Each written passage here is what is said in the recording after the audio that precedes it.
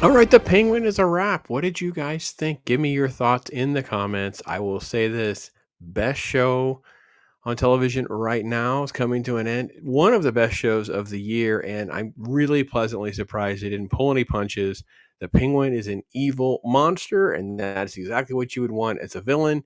And it really kind of leads right into why the Batman is very an interesting universe to play in, because these are not characters that are whitewashed or you can negotiate or the police can even handle. So the Penguin is really, really just centered around Colin Farrell, who has completely disappeared. He is unrecognizable as Oswald Cobble. I guess it's Cobb, but it's Cobb. It's Cobblepot. Let's be honest, what's going on here? And throughout the series, they've kind of put him against Sofia, who's the only real survivor after murdering the rest of her family with the Falcones. And for the most part in the series, they try to set Penguin up as sort of being the guy you're rooting for. You want him to succeed. You want him to rise in the ranks, get revenge, find some respect, and fulfill his lifelong promise to his mom about, hey, listen, I'll take care of you. I'll be somebody. The bright spot in the show is Sophia. I did not think she would be this good. They've done a great job of pulling her into this universe as sort of like the reluctant villain.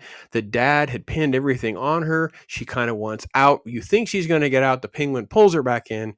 It really does a great job. And they did the right thing. They don't kill her off. We're going to have more of Sophia at some point in the future.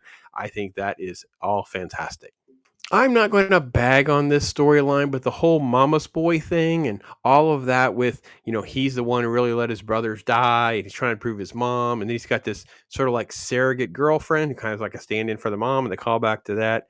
I don't know. The mama's boy thing is like one of my least favorite elements of the Cobb and the Oz and the Penguin character, but I don't hate it either. So it kind of works for me. The actress has some good moments. I don't know that I totally like that she knew all along. I thought maybe there would be some pieces and some breadcrumbs that might kind of fill in some gaps for us.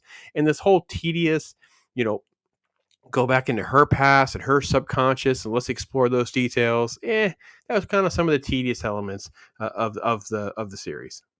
Kind of on that same note, one of the worst elements of the finale is just that he just kind of ultimately just leans over to break the chair and escapes and grabs the gun and shoots. Escapes. That contrived elements is kind of like one of the weakest things.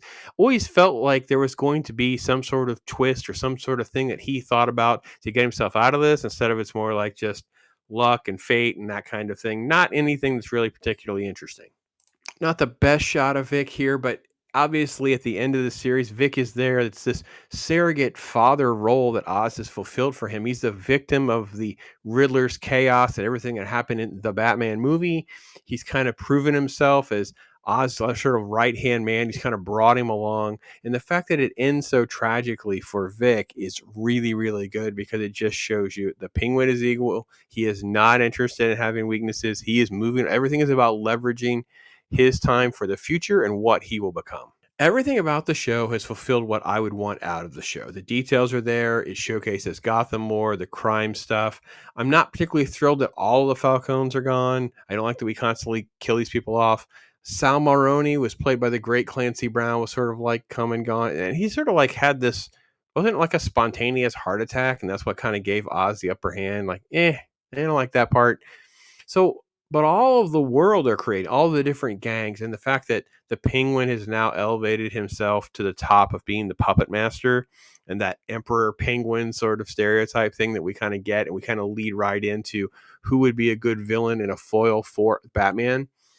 It's just a great show. It just really lends itself to just great writing, great set design, costume design, editing, sound, and of course, we cannot say enough about the makeup and Colin Farrell. Just absolutely phenomenal. So I'd love to hear your guys' thoughts on this. Where does the series or the show go? I don't necessarily want to see another Penguin show, but I would like to see more Penguin in Batman 2, which we've told that he will show up. I don't know that he'll be the focus at any point, but I would like to see them maybe dive more into Rogue Gallery like this. We're going to spend some time giving you more of their backstory. I just don't want it to be more of the derivative thing, and I don't want to be some sort of sympathy villain thing.